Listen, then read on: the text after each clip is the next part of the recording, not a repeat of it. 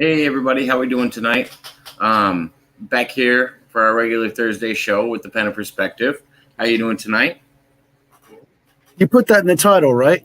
Yeah, I did. Okay. Because my friends, even though this doesn't show up on my channel, if they search my name, they actually get your channel with my programs on there as well. So it helps in the search. So thank you very much. Oh yeah, So and how's I have the hashtags to it to try to make sure we can get the Pena Perspective seen everywhere we can. Thank you very much. For what that's worth. But the thing is, I enjoy our Thursday nights. Yeah, I gave up running and sweating my ass off in soccer for. No, this is a little bit more uplifting, profound, and long-term worthwhile. I believe. Besides, I'm pushing 50, so playing soccer twice a week is also starting to be a strain. I'm not gonna lie, the communities we're developing it's really becoming nice. I love the Discord and our chat.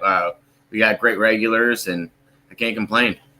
That's the thing that I used to watch the other channels, and they talk about all the people that were in the chats, and you see thousands of people, tens of thousands of people in the chat, and the chat is just flying by, And well, that's what I worry about is one day we won't be able to keep up with it. What happens? They'll still see different names and everything else, and they'll start doing with that, and everyone talks about their community and their chat room is the best and excellent and everything else, and I was like, oh, come on, you're talking out your ass. It's just a chat room. I mean, you're the one producing the show and that sort of thing. But no, from ours, I mean, we have an entire episode that's Mud Rabbit that kept us, questioning things and doing things and everything else.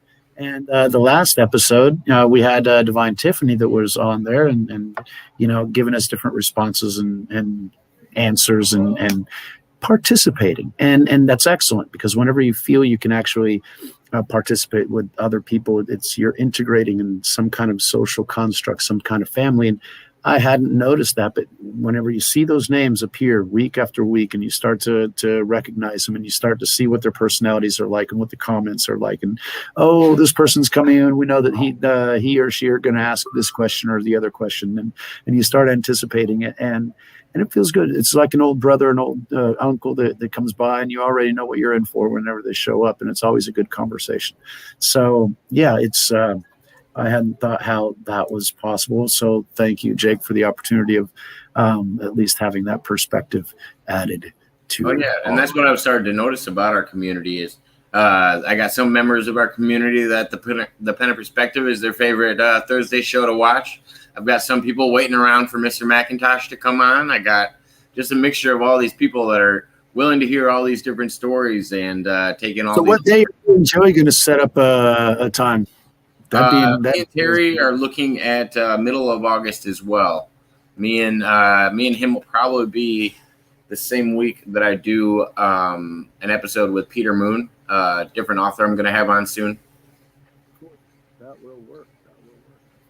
Yeah. So yeah, things are onward and upward always. It's a good thing. So we were talking a little bit offline, and I got to pull it down just so I can get the reference. There's this alcohol that we were talking about machines, and the alcohol. We were talking about the alcohol and the name first of the alcohol. Then you explained why the name.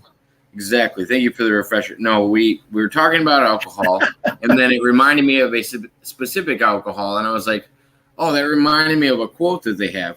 And the name of the alcohol is actually called Monkey Shoulder. They're not a sponsor or anything. And you got to be 21 to drink it. It is alcohol. But I just wanted to read what they have on here. A maltman's skill is demonstrated as he turns the malting barley by hand. Years ago, some maltmen would develop a strain injury known as monkey shoulder. Thankfully, the condition no longer exists. And when I said that, you had an instant response because you knew that the system was automated at that point. You knew we had now gotten to a point that it was an automated system where we didn't have to have that labor pushing us to do things. Absolutely. Hey, Mud Rabbit, how you doing? Thanks for popping by. We're starting off on, we're kicking things off on anthropological and social evolution.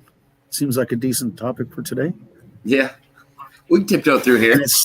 And it all got started off by a monkey shoulder, because in the label itself, it said that it was an illness, it was a disease that was affecting the community, but it's no longer existent today.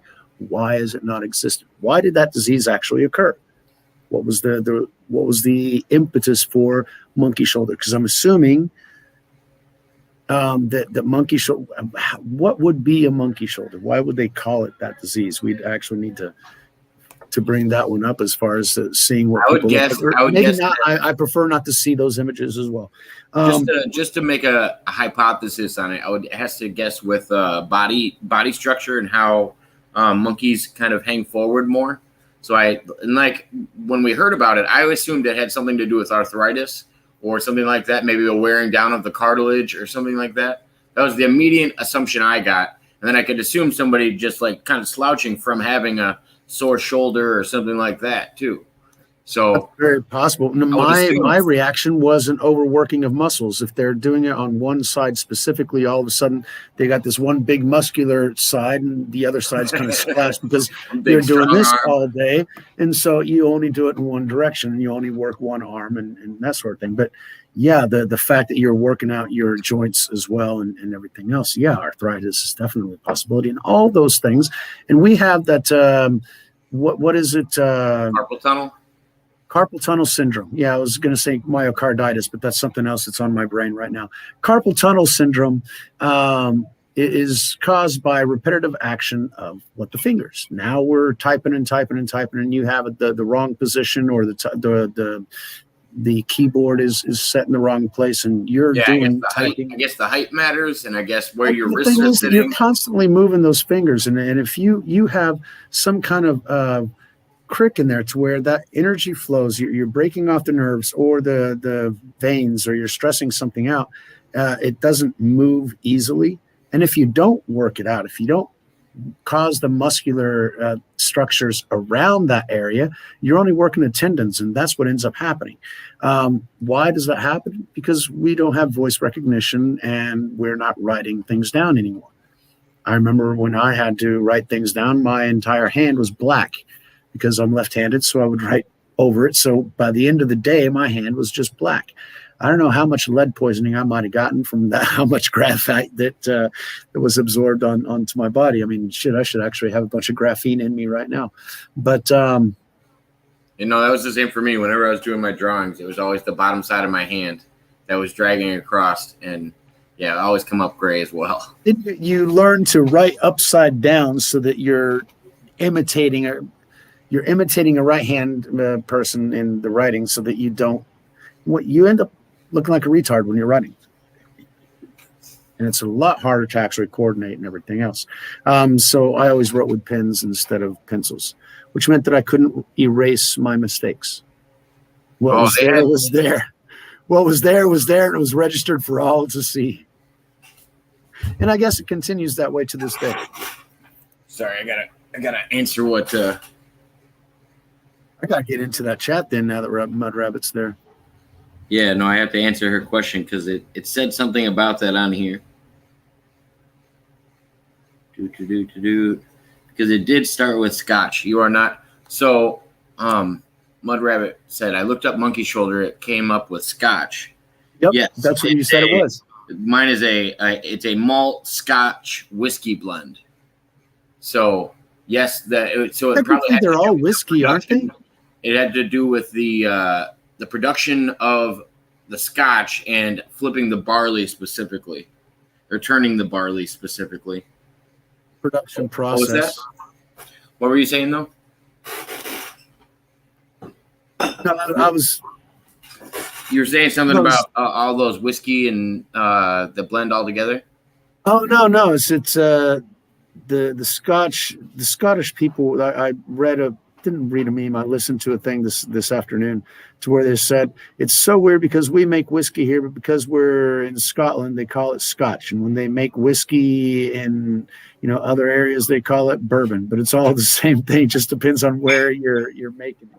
I think there's something. I think there's really something to Scotch though, and comparing them to whiskeys.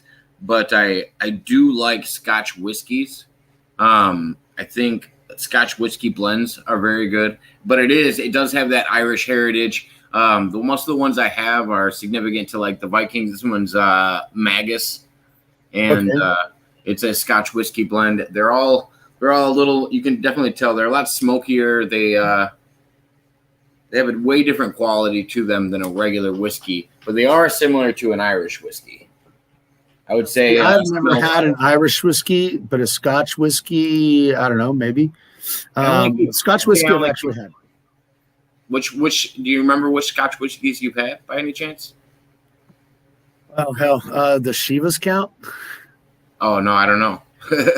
I don't know much about them. I don't know much about a lot of the Scotch whiskeys. I'm still learning more about them.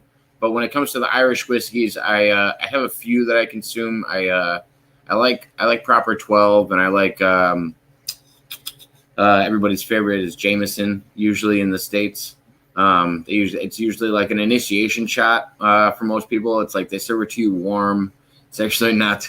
It's not actually like it's definitely an acquired taste. It's not actually something you'd prefer to drink, though. But yeah, I don't feel the same way about. It really hits you hard, right? Yeah, that's the objective. However, yeah, lots of bad stuff happens whenever you which is why I have a tendency of preferring beer. I mean, my favorite was actually vodka. Vodka tonic to me, just I can drink those all day and night.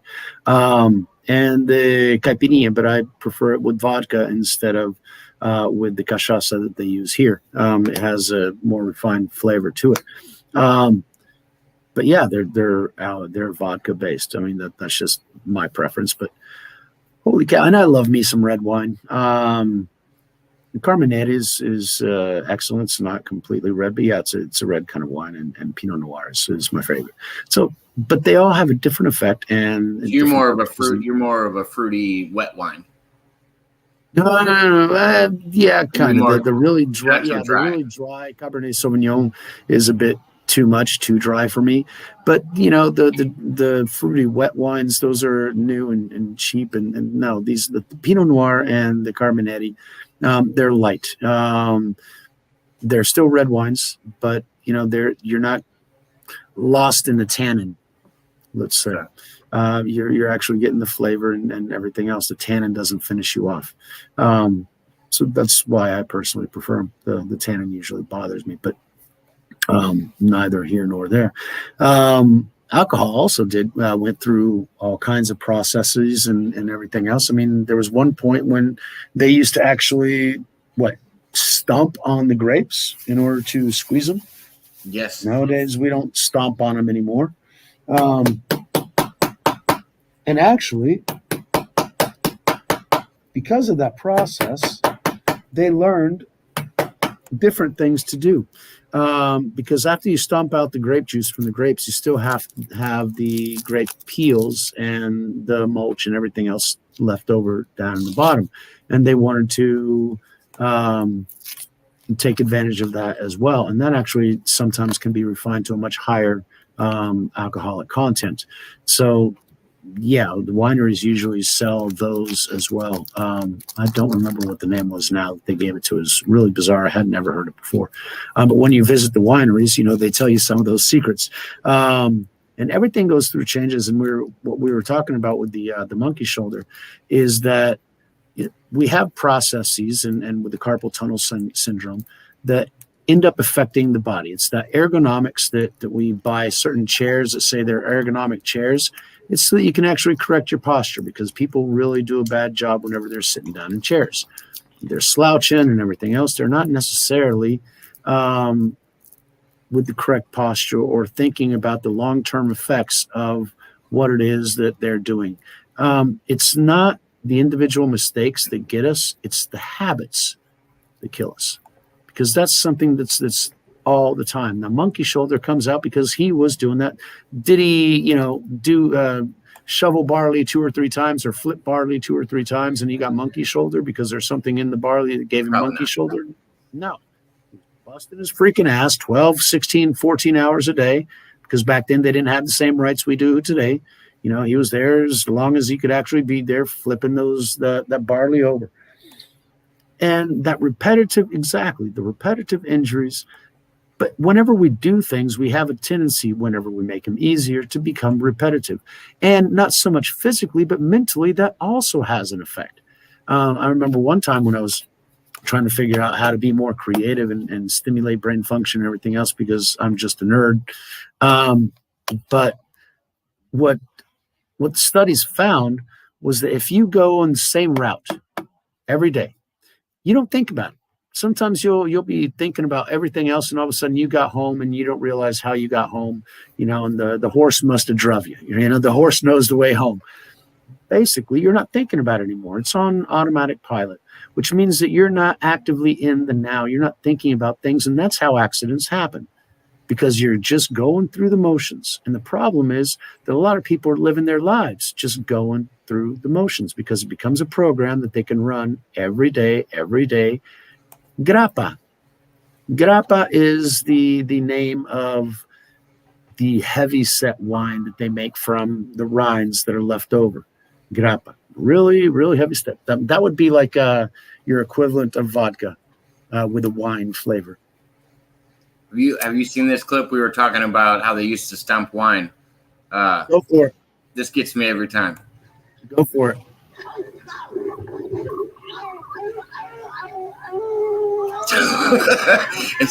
It's a news reporter, and they're trying to give her basically a lesson on how to stomp wine, and it lasted all of like 25 seconds. And they were going to have a competition to see who could stomp the wine the fastest.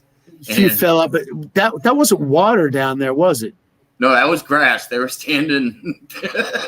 She wasn't drowning. It just sounded like she was.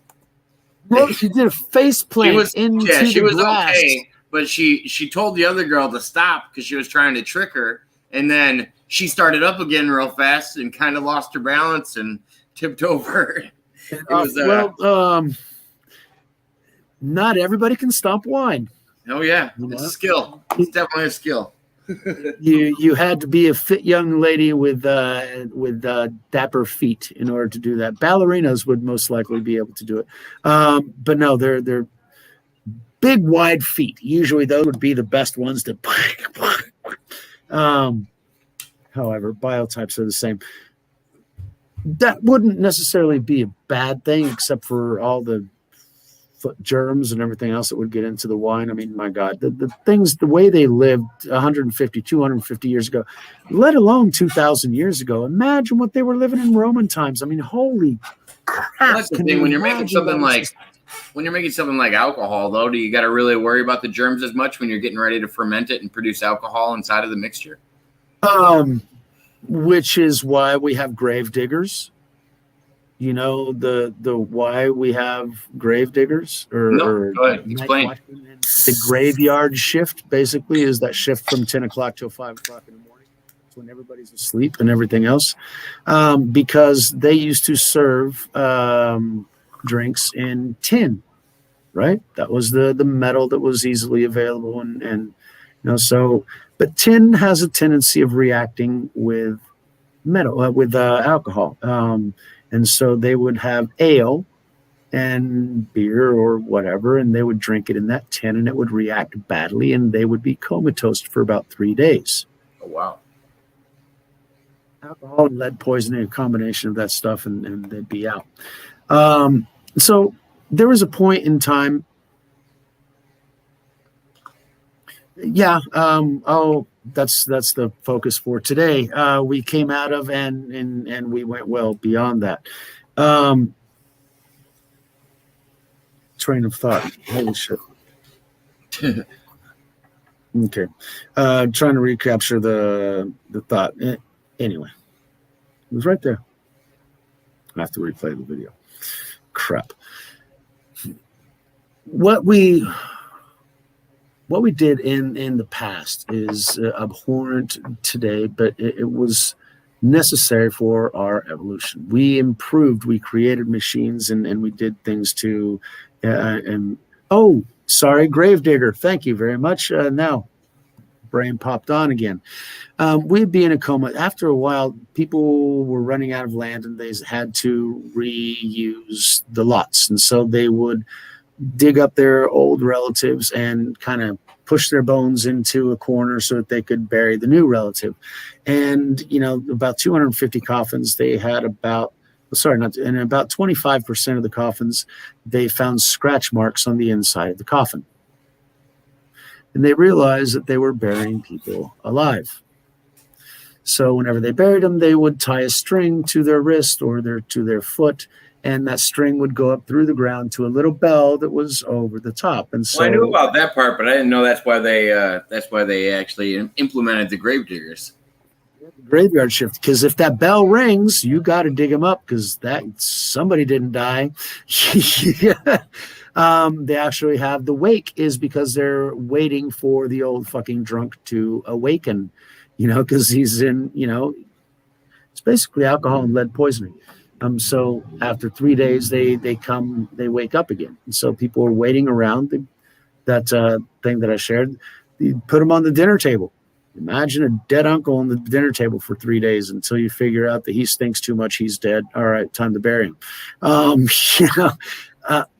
Life was different back then. And most people alive today not only can't think about it, but they would not be able to deal with anything similar to that. And in that, I think of Mad Max, which was supposedly based in the year 2021 or 2020, actually. So yeah, we're in the Mad Max era now, or the zombie apocalypse. I don't know which one leads to the other, but we're well beyond Thunderdome now, right? Yeah, I would say so. We're not ravaging, pillaging yet. We still have a government, if you want to call it that, but we want to be able to do it. Pillaging will depend on the infrastructure of the system. Well, the average citizens aren't allowed to ravage and pillage. It's only unless you got three letters in front of your organization. Then you can ravage and pillage. Or a nice suit to accommodate. Oh, those guys have been ravaging and pillaging for all time. They got no limits because the laws don't apply to them, right? I haven't watched either one of those two. Lots of people have said lots of things about Idiocracy. I would actually like to watch that as well. I recommend Idiocracy for anybody. That is definitely where I see our civilization going. That's where I see us as, because if you study Graham Hancock's work, that's where I think we were before. We are just this civilization that forgot all of our science and our math and everything else and kind of gave it up just because we didn't do the work to get there anymore. We just got lazy. And but that was one of my biggest concerns when I was a kid. I mean, when I was growing up in the 80s, I mean, you've got this book telling us about, this completely dystopian fucking reality of a government that could potentially be, now is, about this book that my grandma was telling me about in the end of the most sold book in the history of the planet, that was telling us about some kind of mark and systems, and that you wouldn't be able to do anything unless you submitted, but you can't ever submit because that's just wrong. And then in the middle of that, I said, we've got, hide under your desk because it's going to be a nuclear attack from Russia. And so, we're preparing for a nuclear bomb. And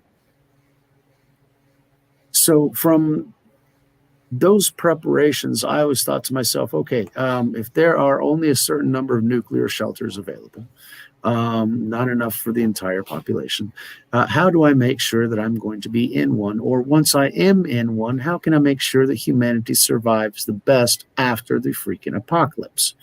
And for that, you need to know everything that went into humanity. It's engineering, it's philosophy, it's the religion, it's the mythology, it's the literature, it's the construction, it's the architecture, it's the civil engineering, it's the agriculture. You got to learn how to eat later on. So it's all the processes for turning your soil and not planting the same crop every single year the entire time. Go rotating the crops. Sometimes they do 1 year, one off, 1 year over. Now we learn that different kinds of crops actually can rebuild, for the next one, and that sort of thing. So learning all those things to be able to propagate humanity after the apocalypse was basically one of my driving factors. I wanted to be, if I got saved, I'd be able to be one of the ones that could rebuild all this shit. You can't rebuild it if you don't know what you're doing. So I tried to figure everything out. Well, it's not over yet, and I'm translating. Hey. Mud Rabbit had another comment. She was talking about Wild in the Street. Wild in the Street, anyone over 30 is sent to a camp and they spike the water with LSD. All right, you sold me on the movie already. Hey, where is that camp at, baby? But that takes you back to the CIA experiments during Vietnam, Jacob's Ladder experiment, to where an entire platoon killed each other because they couldn't figure out what was real and who was there, and they just freaked out and they just went freaking nuts. Because you, again, like I told Joey, they're portals. That's what they are. And so if you induce certain thought patterns, you get certain reactions and certain responses. Okay. And so, yeah, we went off on creating alcohol machines to make our life better, to now machines are producing us. We're being programmed and we're being maneuvered and manipulated into, I don't know what. Pretty soon, what is it that we're supposed to do? After all the machines have made our life so much easier and all the artificial intelligence doesn't, we don't have to think about anything because, we just Google our answer and Google tells us what they want us to know. And so, it's all good.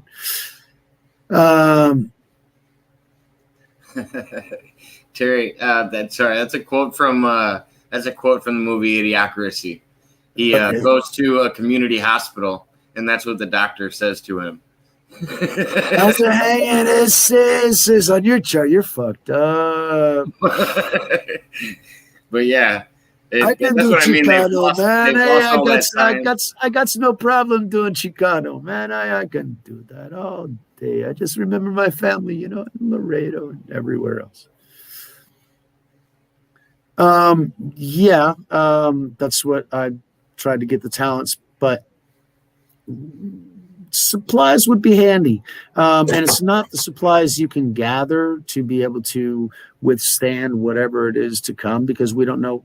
Hell, in my favorite book, it says it's going to last 3.5 years. So how are we going to survive 3.5 years if we can't buy, sell, or trade or do anything else? Which means you got to be able to produce your own. And nowadays, that's really damn tough, because to produce your own, you need land. And who has land? And even the people who do produce for their own, they live on, in virtual poverty, basically. And does anybody want that for their life? No, but you don't want the system that's going to change you and take away your freedom, your liberty, your ability to even think. Okay, I mean, it's we can see it already implemented. There was an interview that I listened to on Tim Pool's show. He interviewed Lily for Liberty. You can find her on Instagram, Lily for Liberty. She came to the United States. She became a citizen in '88. Okay, so she came to the U.S. She married a Texan, actually. So she was in Austin for a while, and so she's a Texan. But she was originally from China, and she was telling of how a 3,000-year-old culture, a people that at that time were 850 billion people, how they were all able to succumb to this ideology. And she talked about the effects of Mao on the country, and upwards of 60 million people killed. You've got another 20 to 40 million people that died of starvation. The costs are astronomical of that system. And once you're in that system, not everybody, because some people actually buy into the system and they're happy to be able to, do whatever it is that they want. Yeah. And so right there, that very first article that she's showing right there, it shows you that there are situations to where and you look at New Zealand, and that's the thing about our other caller. That's why I was interested. She said that she was from New Zealand, and they've also have large influences because they find a way everywhere. I mean, they produce for the entire planet, basically. And the majority of your products, probably about 80% of your products, are going to be made over there for one reason or another, either the quality or the lack of environmental protections, or the cheaper labor, which isn't necessarily that cheap anymore. But you've also got other aspects of that make them able to compete more efficiently, because after all, that's what the Asians have done forever. I mean, the Japanese did that to us back in the 70s. They would sell something cheap. They would monopolize the market. But their intention was that. They weren't able to do it because we are an open and free market. But the intention was to, that's why we have an anti-dumping legislation today to protect global trade, because they would just dump cheap products on there. You wouldn't buy anybody else's, and everybody else would go out of business. After 6 months, you don't sell anything, you're going to close the doors. You got fixed expenses, man. So if you take away that market, you take away your competition, and later on you can just sweep up and increase the price however much you want. Why? Because monopolies don't have to compete, so they can charge you whatever it is they feel is just, which is what's happening right now, but in another way, because the entire planet has been shut down. And in many theories, and many people would actually say that it might be economic, because what is the most beneficial psychological way to shut down the entire planet to where you will be the main producer of everything, which they almost already were, but now they're the only ones that are still open and working and producing. And now all of a sudden shipping costs have gone up a whole hell of a lot more. It's $15,000 to ship a container. I remember when it was $3,000 to ship a container. Okay, a container is 40 40 cubic meat. Yeah, that's it. It's volume. So it's going to be cubic. But it's basically 20 by 2 by 10. It's standard measurements. But it's gotten a whole hell of a lot more expensive to ship stuff. So everything that we are consuming, we've become a globalist community. And so we buy whiskey from Scotland. We buy chairs from Italy, and we buy our shoes from Italy, ties from Italy. We buy wine from France, and we buy, what the fuck does England do again? Oh, we owe them money. That's right. We do everything else, so we pay them the money that we need. Yeah, okay. And we buy our machines from Germany or whatever. Now we get everything from China because nobody can compete. And nobody's producing anything because you can't have more than 10 people in the same area for a year and a half. And that's what they've been trying to, I don't know if they try and do that, but for them to take advantage of that, this would be a perfect opportunity for them to.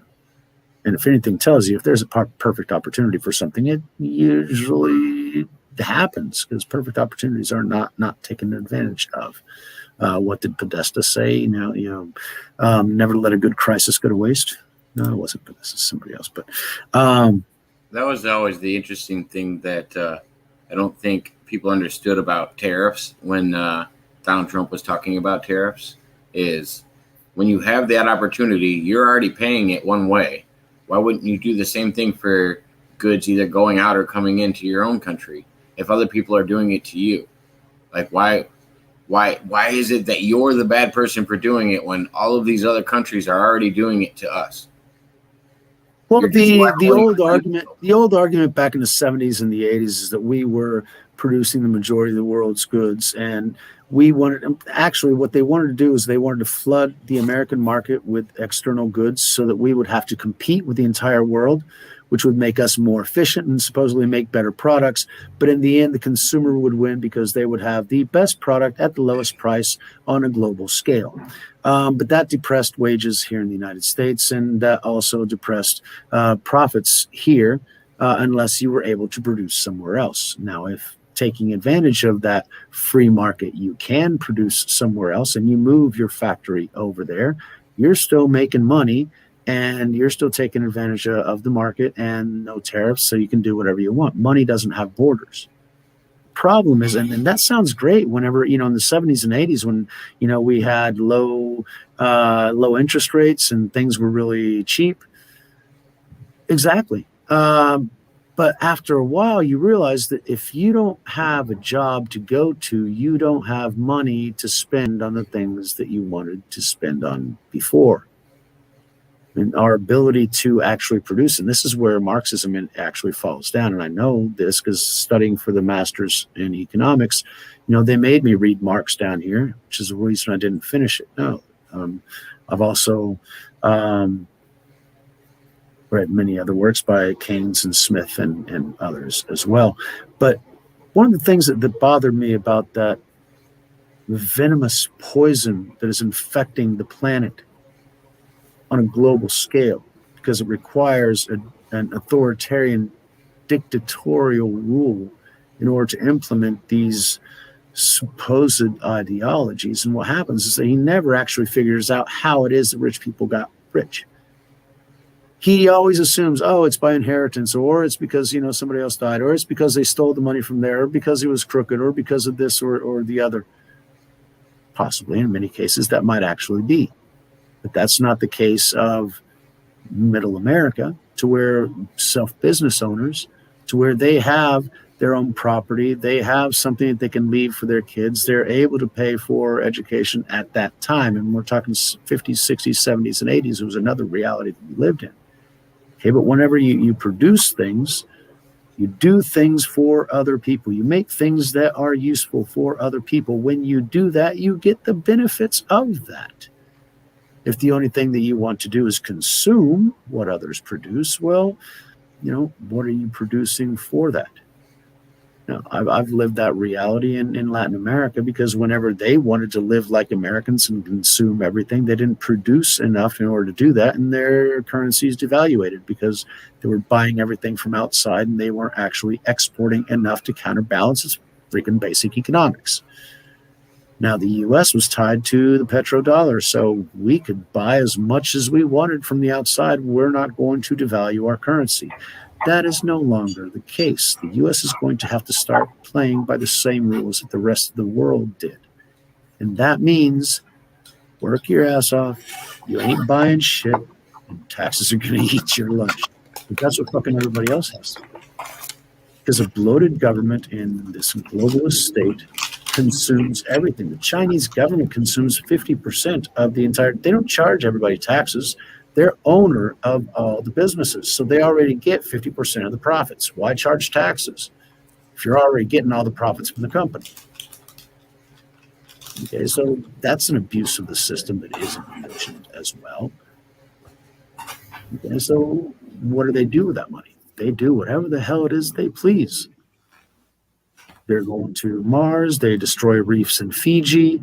They, buy up property and land in all kinds of places that they can influence. And I mean, they're building a military base in Argentina, and we now have, they have one of the most corrupt presidents back in power now. I wonder how that happened. There seems to be a Dominion thing going on around everywhere.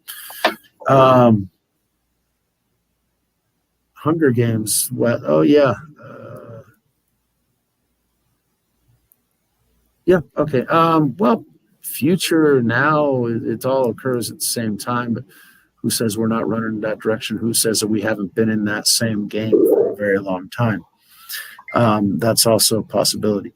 Why? Because we're not living the way we should. I mean, the amount of work and effort that most people are putting into things is not rewarded on the scale that it should, because the concentration of everything, it's not I'm anti-rich. We all need to work to be as much as we possibly can, to be independent, to be free of the system, and that depends on our own ability to stand in our own two shoes.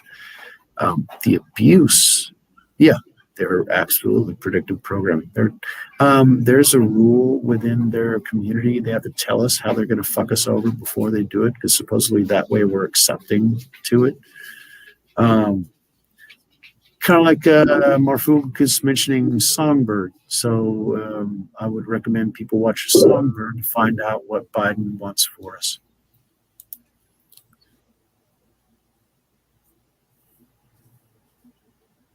Yeah, exactly. They're never willing to pay for the full price of something. It's because I'm broke and so I want more of this. And so, yeah, that guy's charging $550, but that guy's charging $450. So I like this guy more, but that guy's really an asshole, but it's cheaper. So I'm going to go over there and I'm going to buy it from the asshole because it's cheaper. And after all, I'm stingy and I'm cheap.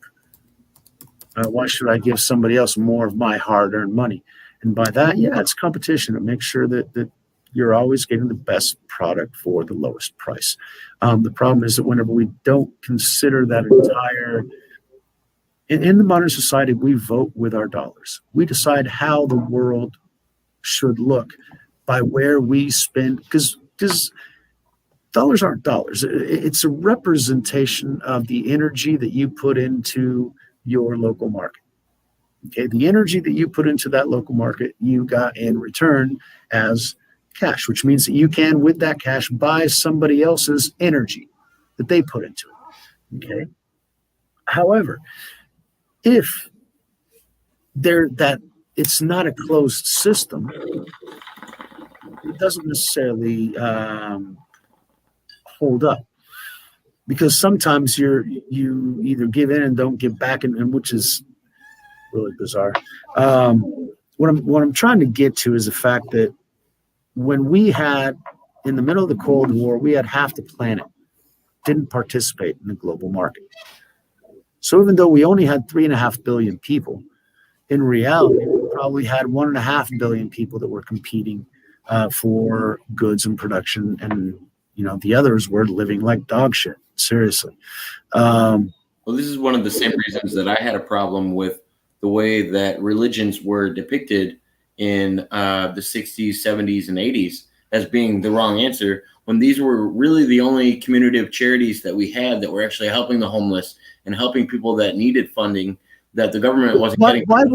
But they were attacking them because it was a global it's the Antichrist spirit that basically descending over the planet, which is the government can do everything. One centralized government can help everybody, and we don't have to depend on, unknown things, because we can't control God, and so we don't know what he's going to do, because after all, he is who he is. And because we can't control that, because we want to control, we want to know what the answer is going to be. We want to make sure that we are going to be okay. So Big Daddy government all of a sudden steps in. We're paying somebody else to take care of us later on. That's where insurance comes in. That's where all that stuff just comes in and sucks out your money out the yin-yang, left and right and everywhere else. But also it's how we spend our money. It's not only the message that, religion is bad, and it was providing the charity and everything else, but also that religion was bad in that it inhibited your proclivities. Be free, do as thou willst. Go buy and drink and whatever. Hello, Divine Tiffany. Good afternoon, good evening. I'm sorry you aren't feeling well, but thank you for sharing. Hope you're feeling better later on, and we'll catch you on the flip side. But thanks, Tiff, for stopping by. I appreciate it. Thank you so much. And I hope everybody's feeling well at your house, and I hope everything's going well.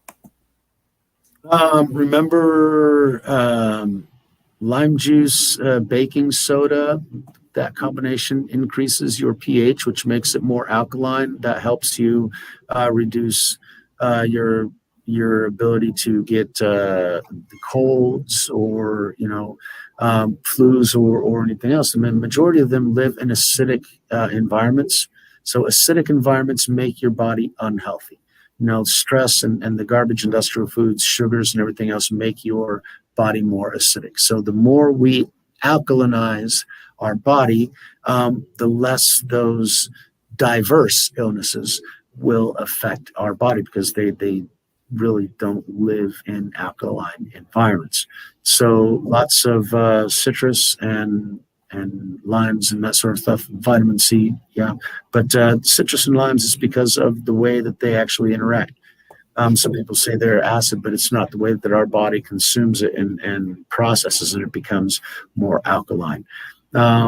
Also, in one study, I was seeing that mangoes are also good to increase your alkaline levels, and avocados. I'm looking over there because I've got an avocado tree. So, actually, I've got one that I threw over the fence, and it grew into 5 avocado trees. So, yeah, that's one of the ones that's highest in alkalinity, let's say. So, yeah, that would be recommendable to increase your pH and make it more alkaline. So any of those things, I'm not a doctor. Get well soon. Hope you're back to feeling your great self soon. But we left off on, well, a lot of the diseases that we have today are because of the lifestyle we have. We have exported jobs. We no longer have industries that employ people. People, when they don't have something to do, they really can't earn or participate. So what do you do with somebody who's not benefiting others so that they can get that reward for that energy? What it should be is we should be directing that energy to do beneficial things. But in order to direct that energy, that means that you have control over those individuals for whom you technically don't have control. Oh, the Yarbison bar. Yeah, I don't know. Yeah, you mentioned that. But at this point, I'm trying to remember what it was. So many different conversations and topics that went over. Yeah, no, that was more towards one of the time travel ones, and had a lot to do with Apex TV and another one of the time travel claimants. But it also tied into what he talked about with the Hunger Games. And yeah, no, I sent a response to you in the chat, Zachary Kim. So if you get a chance, go ahead and check that out. Ooh. Yeah, got it.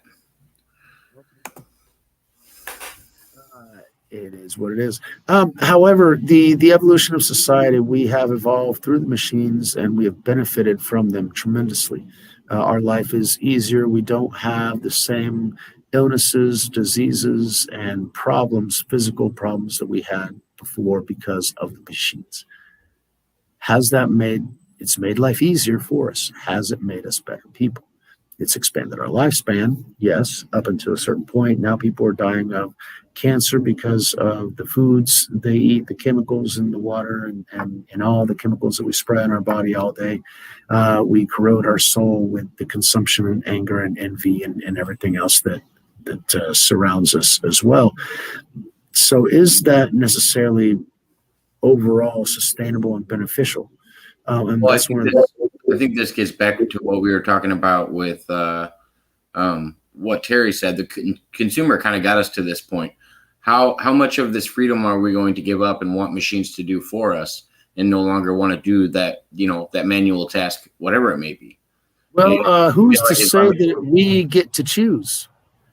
Because they've already said they can replace 11 people with one machine and their costs will go down. But Bezos is biting at the chip to get robots running Amazon 100%. It's up to the consumer to support these companies that are making these actions. They do need our dollar, but we don't always come together on a conclusion. If we find the cheaper hamburger, sometimes that's what we're looking for, is the cheaper hamburger. We're not worried about the morals. What if it's the only hamburger that you can buy? If it's the only hamburger you can buy, then I would say go to all the other shops have been closed. Go to the store and get ground beef, and but I feel like that has to be brought to that point. We're not at that point yet. You can still. Who says we're not there? You can still make, because either they ran them out of business or they bought them out. It's all the same hamburger. Well, here's my thing though: we still have cooks in these restaurants. Right now we do. In a lot of these restaurants, we still have cooks. Having restaurants. Yeah. But the lockdown for 18 months sure did a hell of a job on any small restaurant that couldn't handle it. Yeah, exactly. AI will. That happening. And that's why they were talking, 5 years ago, 8 years ago about the universal income, because they already saw that coming. If people aren't employed, I mean, we've got a homeless issue right now. It's just big. And not just in one or two cities, but all over the place. Why? Because the deindustrialization of the country has affected it greatly. People don't have something to do, something stable, something useful. The amount of jobs that were created after 2008 were actually temporary jobs, where people were earning less and they weren't getting the same benefits that they did before. Their lifestyle was reduced drastically. Their quality of life was also reduced drastically. And that, with the stroke of a pen in 2008, things can change really, really quickly. In that mean term, we got to figure out what's that next wave coming through. And yeah, we got this big ass tsunami that's about to hit. And how are we going to get to high ground to get away from it? Because everything, we've got two battles going on right now between the global reset and, whatever that build back better. They're all trying to take that next step because they see that it's basically inevitable. They know that they're going to have a serious problem with people not having something to do and consequently not having money to buy food to eat.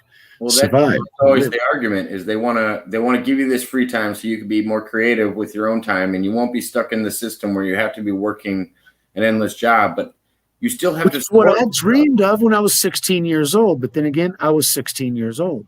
But you still have to support yourself. That's the other thing is, regardless of not if you go with Andy Yang's theory and you just give your money from the government, they'll give you enough for you to survive.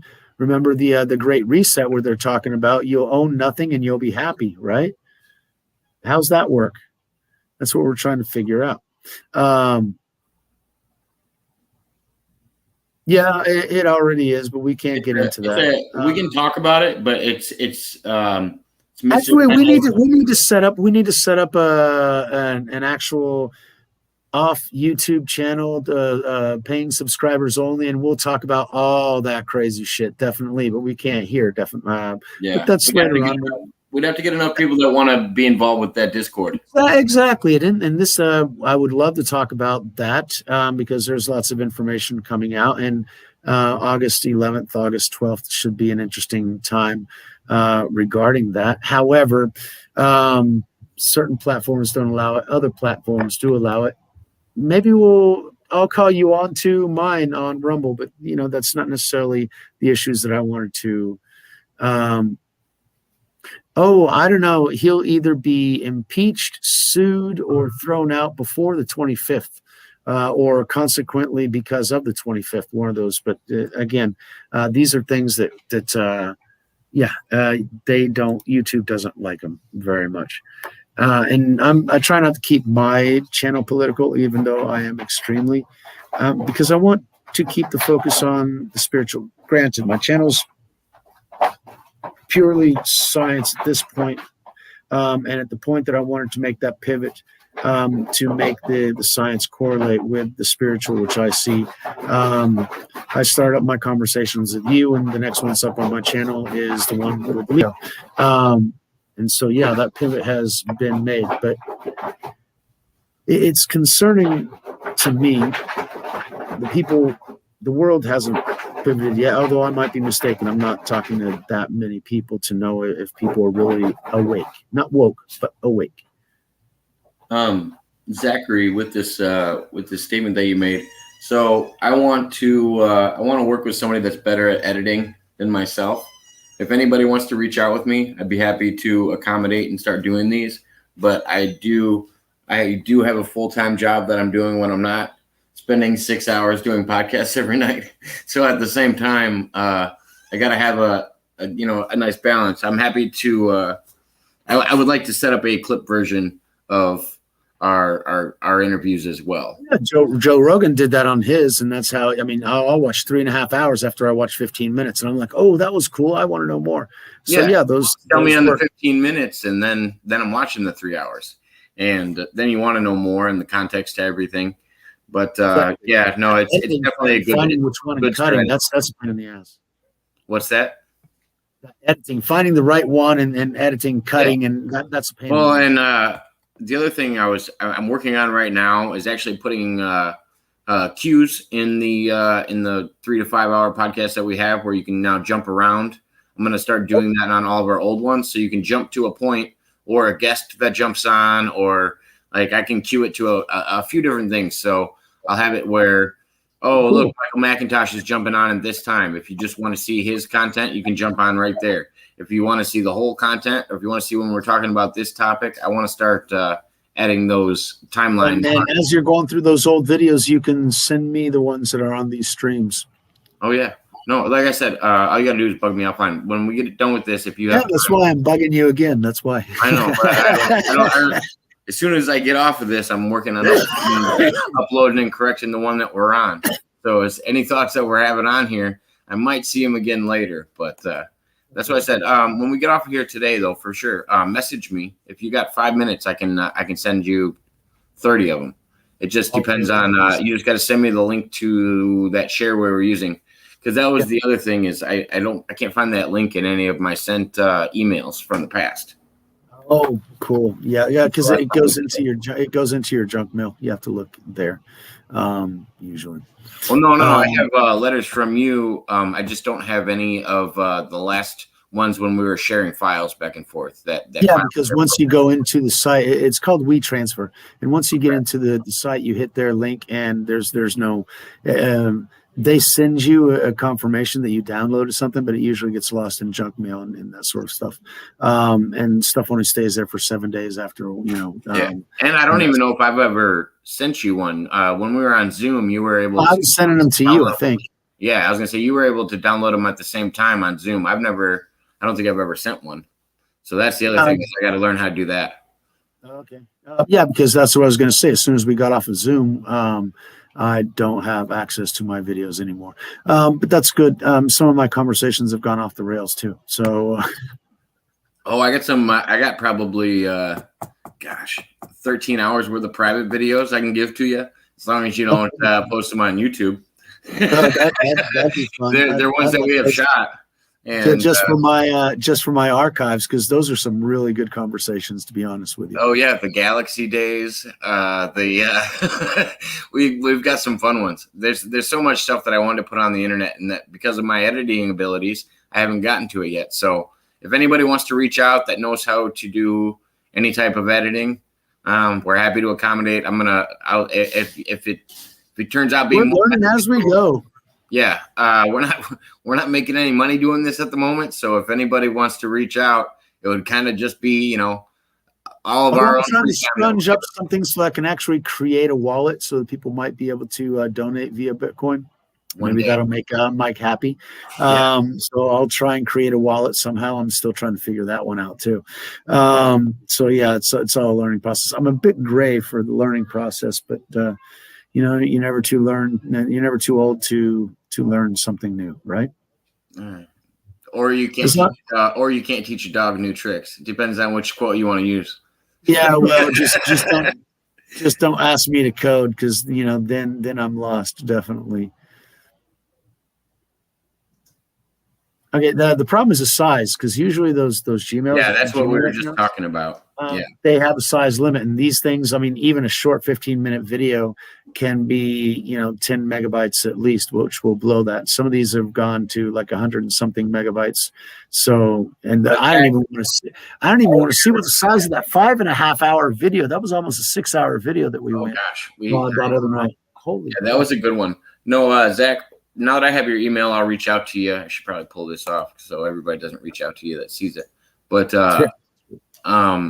basically, I'll reach out to you, and we'll try to figure out a format where I can send it to you, and then maybe we can work something out. And yeah, I'd be happy to see what you can edit and what you can do with it.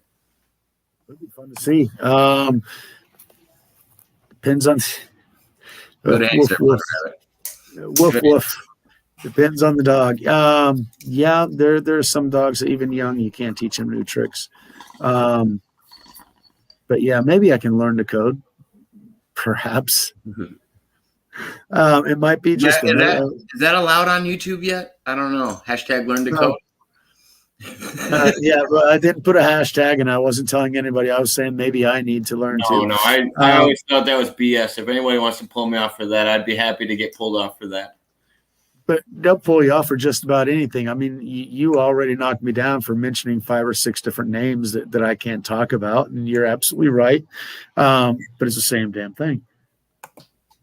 Yeah, except they got way more content than us, Terry. That's the only difference. When you're watching 6 hours of Lord of the Rings, I feel like you're taking a little bit more home with you. At least Mr. Rowling can come up with more. Hey, wait a second. That 6 hours with us was we got in some pretty deep stuff in there because. My favorite. All right, so can I tell you what my favorite one was when we were talking about timelines being set or not set? We were talking about the correlation with parallel universes, and that all parallel universes are set up on our decisions. They're always a different decision than the one that we made in our own. So I wonder if those alternate universes are all set in stone, and basically those are which path you decide to walk down. The path is already set. You just choose which one of those paths you want to go to. But that was our favorite. That was my favorite topic we talked about. That to me was one of the deepest things we've gotten into in a while. That's what I want. That's basically what I want my book to be able to inspire people for, because to understand that life is just this whole map of paths that are already set out. It just depends on which one you decide to go down. There's another version of you that went down different paths. That is no longer you. That is another person, because they have different realities, perceptions, memories, and everything else from that point forward. Okay, so you are you because you are you in this moment. You are not you in another reality. Propose to all of the specific time travelers that I've studied and talked to as well, is that by their stories alone, they could have easily been visiting different multiverses and seeing different timelines take place. And rather than they were similar to our own, where they had the same characters involved and they weren't too far away from our own. And when you think about the multiverse theory and you think of the bowl full of marbles, pretend the Earth is the center one. I feel like the closest ones to it would be a more relative universe to our own. The farther you get away, the farther you get away from your own universe. Exactly that. Exactly that. That's the nexus of the multiverse idea, the idea behind the multiverse. Because that's where I leave Michio Kaku behind, is because he's still stuck on string theory, and I still think string theory is a little out there. And I really don't. But see, that's like saying, but I prefer string theory over quantum theory. But it's all an expansion of the same. Yes. Because I still don't disrespect string theory, and I don't disrespect any of them. But I have to see plausible answers forming from that. Yeah, but see, I'm not a mathematician and I'm not a professional physicist. I don't spend 8 hours a day going through mathematical formulas to figure out if this is mathematically feasible or not. Because it's mathematically feasible to go through the center of a black hole, through the singularity, and travel to another time, another dimension, or wherever it goes to. But in reality, you're going to be busted up into bits and you're never going to get anywhere, because you're just going to get sucked into the black hole and die. So mathematics doesn't necessarily. And so my focus was, I see what everybody else is. Okay, so string theory has this idea, and M theory has an expansion and has that other idea, and they expanded off of quantum theory, and that came off of Niels Bohr, and his work was based on some of Einstein's ideas, and you go back to Plato and his idea, his argument with Aristotle. The fact is that they're all reality at the same time. They're just different ways of seeing the same thing. The thing that I like about string theory is the idea that we are just resonances on the string. It's a string being plucked, and that resonance is what creates the matter in what they're talking about. But So yes, in string theory, it's a set path, but the path can be altered and moved. But that's my basis for when I started studying Tesla's alteration of Einstein's equation to where mass was energy slowed down. Then you got into Mike's interview with you, to where he brought up his little image Yeah. of all that. That's the way that you actually slow it down. If it's going in that maze, in that knot that it has, that's a quantum knot, and that is what creates what we consider as matter. And that starts to react with other things, but only on an electromagnetic scale. I mean, we never actually touch anything. It's the electrons in one thing rejecting or absorbing the electrons of another thing. So it's all electromagnetic effects in chemistry anyway. So well, I wanted to give a little info for our viewers, just to kind of show all the people that I'm reaching out to. You're the only one that can actually confirm this. So a couple months ago, Michio Kaku, who I do follow, put up a post, and I literally asked him to be on my show and invited him to be on the show. And you happened to see the post and liked it. And I was like, oh, okay. Well, maybe one day, if he happens to see these comments, I reach out to anybody. I feel like what's the worst that you could do is ask. The worst you could do is end up in the same situation you're in with, no reply. I mean, there's the saying they have down here in Brazil: you already have the no, go after the yes. There you go. Or like you stay where you're at. So yeah, we have to have progress, and because we can't stay where we're at. The problem is at what cost and in what direction that progress goes. And that's always been my big dilemma, because people like to just, there are cities that I didn't want to live in because they were just too square. I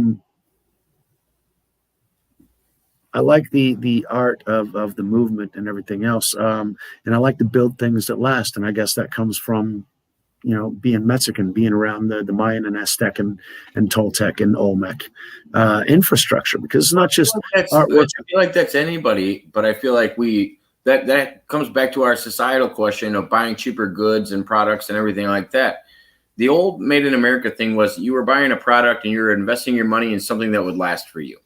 You're paying your neighbor because your neighbor does something that you like. Yes. And you are guaranteeing that your neighbor has food on the table because he did what you needed to make sure that you had food on the table. And it's a community helping a community. But when we have these products that are updating every year, that are no longer compatible the next year, they're no longer even working. There's a reason for that. But there's a reason to get them fixed. They want you to get the new one. They want you to, you got to stay in the system of buying and purchasing and buying and purchasing. Their system. And you can't say, okay, I'm just going to, we found something sustainable and we're going to continue and maintain this. No, they want you changing it because you have to be feeding into, you always have to be dependent on them. Whatever it is that you had in the past, you're not going to be able to use in the current time because their technology is advanced and you're going to be left behind. So you have to be always involved and always inside and always participating in the rat race, in that little hamster wheel that they've got everybody in. And I've been trying to figure out for the longest time how to get out of that hamster wheel. But that I'm still running in the hamster wheel, even though I'm running with 1 foot. I've got 1 foot out and I've got 1 foot in, and I'm tripping up all over the place because you don't run as efficiently. What do you think's holding you to it? Well, because I still need the hamster wheel in order to finish off some things that I need to do in order to finally get off the hamster wheel. But I've been preparing for 20 years and I still haven't been able to do it. Why? Because I've only got 1 foot on the hamster wheel. And so I keep tripping up. So it's either you're off or you're on. And I can't be off because I'd be off all by myself, and by yourself, you die. Yeah, unfortunately, my entire family has, not my nuclear family. My nuclear family actually respects my wishes, and they will still be around for a while. But my mother, my father, my grandparents, my uncles, my aunts, they've all decided to partake in. What do you consider your nuclear family? Because there's a without getting into too much? Family is mother, father, and kids. That's the nuclear family. Okay. Extended family includes grandparents, uncles, and that sort of thing. That's what I agree with. I was making sure you were on the. Making sure we're on the same page. When there's a lot of people in groups trying to destroy the nuclear family these days, I think it's important to know what the actual nuclear family is. And it's not tied to the dirty word of nuclear and nuclear is so bad. No, but see, that's the way they distort language and they play with language. That's why I said I wanted to hear your input about what it was and a clear message of these are the people that brought me up. These are my mother, my father, my immediate family. They're the ones I love and the ones that I miss the most. But they didn't listen to my pleas. And I let most of them know my opinion and the reasons for my opinions. But they decided to kneel and feel free, unfortunately.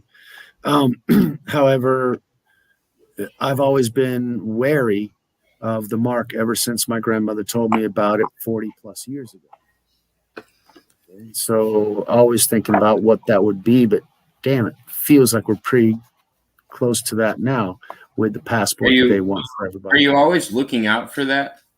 Always have been. Do you worry that it would just trick you and you'd already be involved in it, or do you think it's going to be something that's more obvious?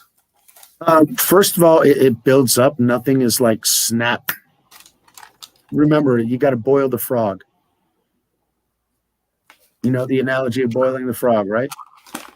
I mean, it's kind of a weird analogy, but I heard it before. Yeah. Okay. Well, why do you think it's a weird analogy? Because you don't boil a frog to get crispy frog legs. You don't boil anything to get it crispy. You put it in oil. Sorry. That was. I'm not a cook. I didn't want to interrupt you on your.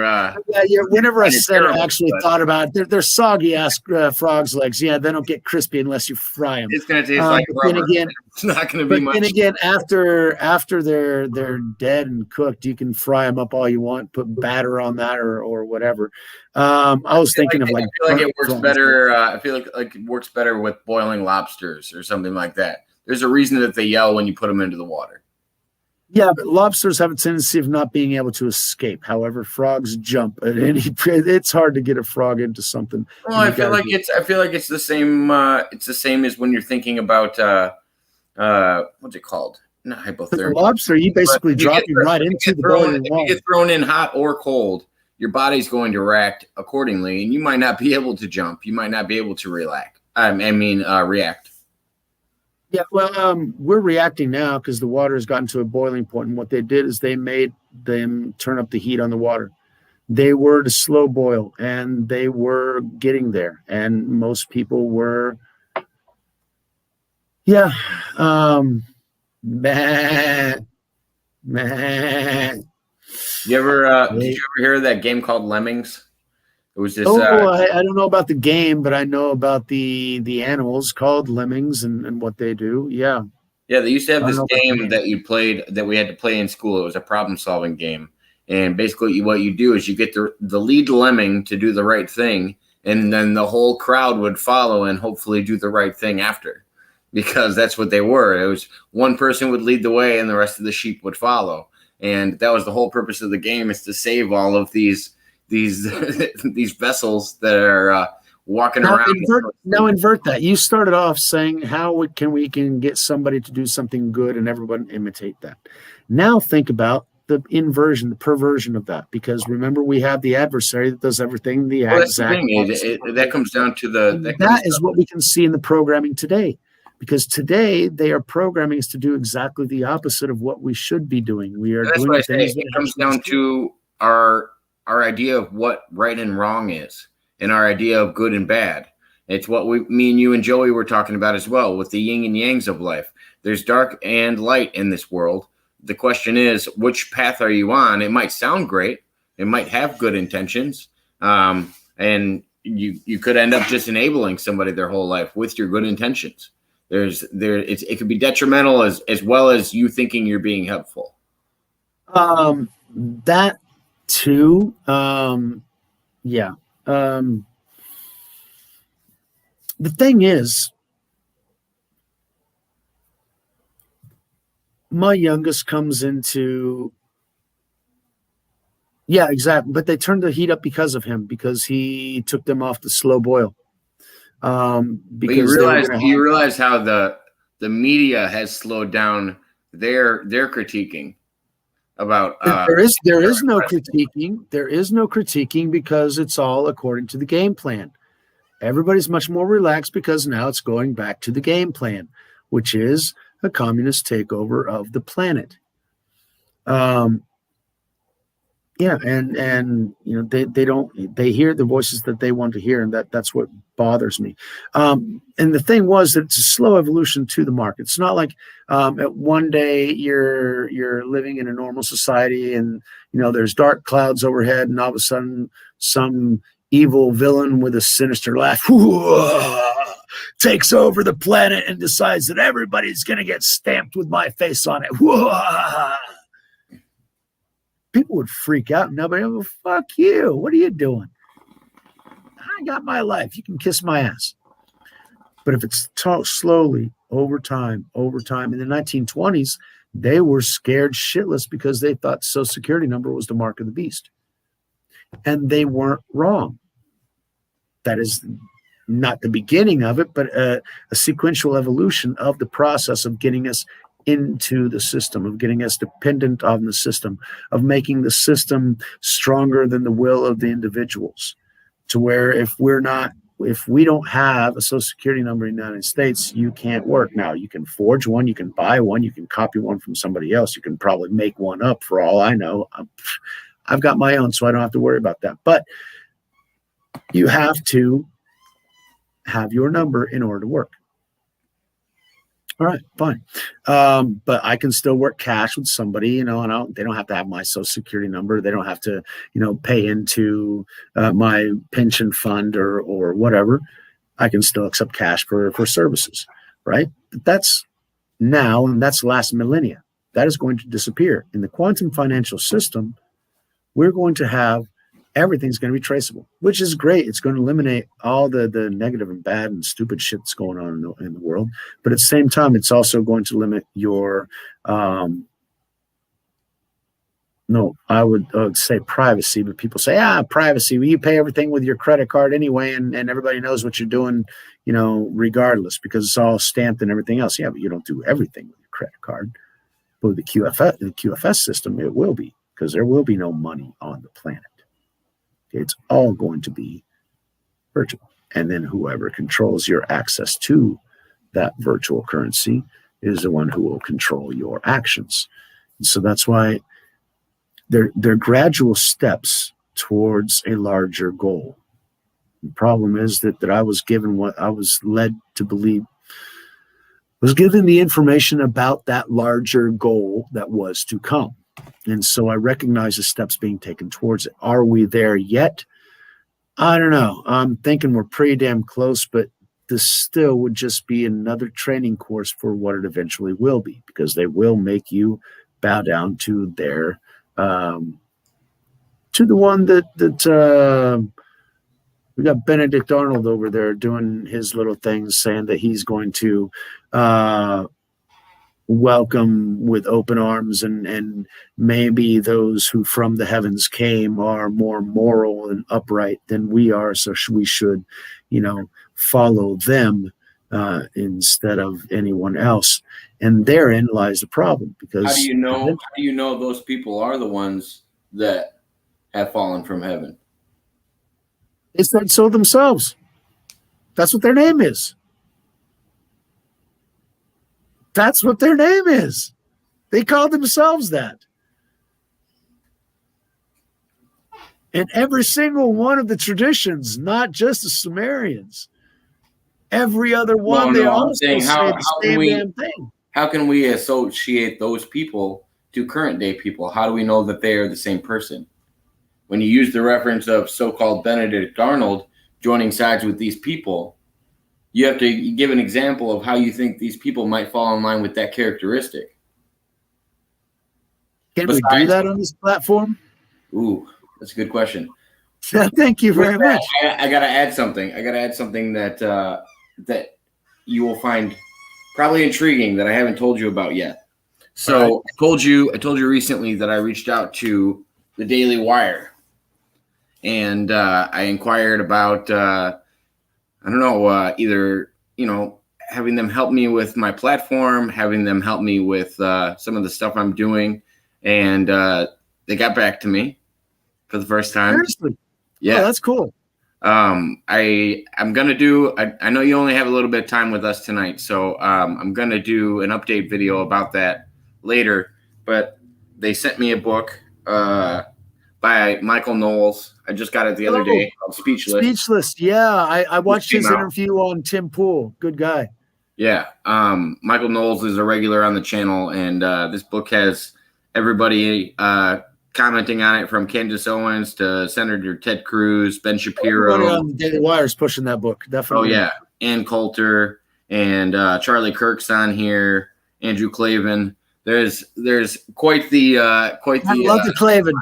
I'm a big Clavin fan. Definitely. I do like me some Clavin, but yeah, I'm gonna do a little update probably after we get off.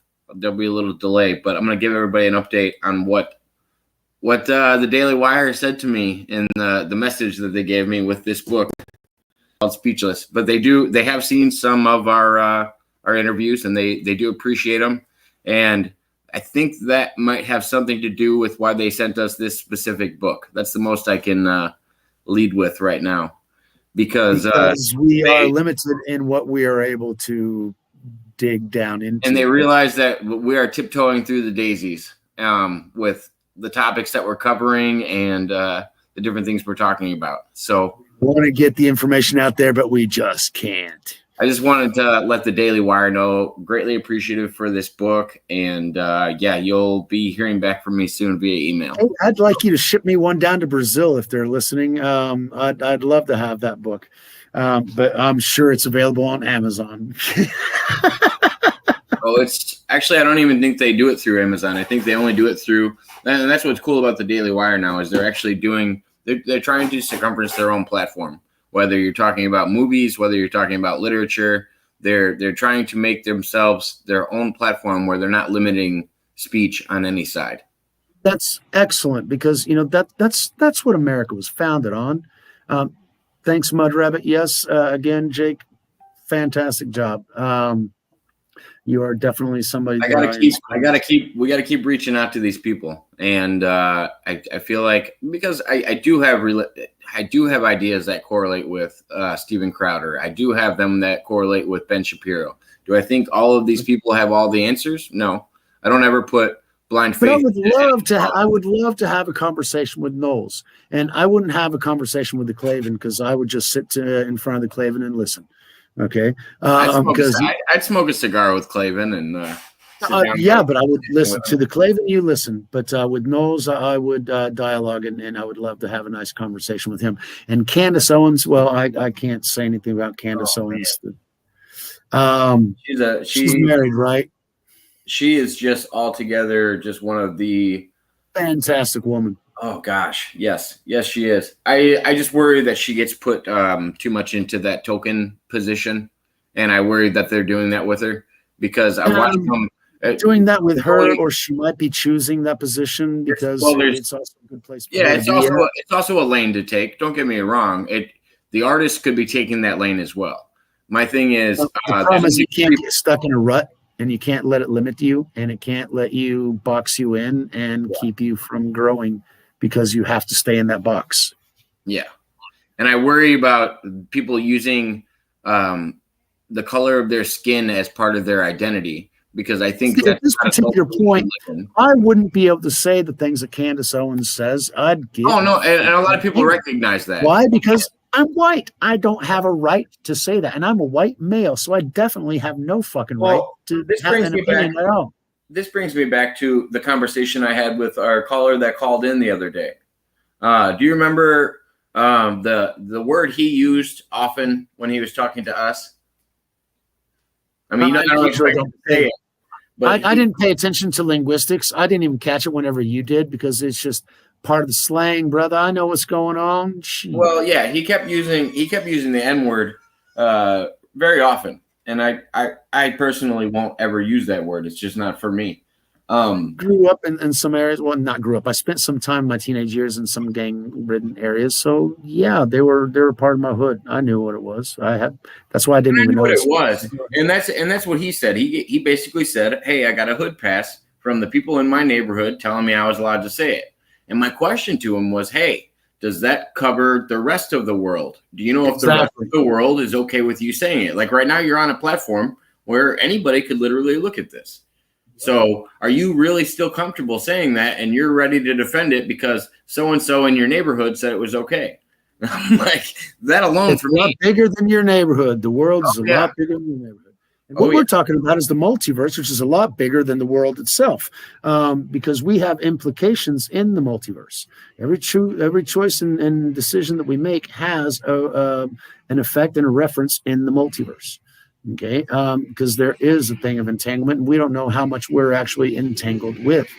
Okay, so why? Because 30% of us goes off onto that other quadrant, but they might actually still be connected to us. So decisions we make might be, that kind of bugaboo behind your ear that says, maybe you should come back this way. We don't know where that voice comes from. I know it's my favorite book, but dimensionally speaking, it could be us in other dimensions talking to ourselves to make sure that we make the right choice for ourselves. And that also isn't untrue, because all those potentialities are possibilities. And I'm no master of the truth to tell everyone what is right and what is not. That's just my perspective on things. Well, I know, but just with what I brought up a second ago, that to me is something affirming that people are really liking our perspectives. People are really reaching out that I'm reaching out to that I don't even expect to answer me. And however, they are answering, and that's a great thing. They wouldn't answer if they weren't interested. I don't want you to think it's diluted by all of our other guests. You're my original go-to. You're my guy. I don't know if you recognize that, but the Pena Perspective is going to be around as long as this show is going to be around, as long as you're willing. You mentioned that as soon as you started getting some big guests, and I appreciate that absolutely.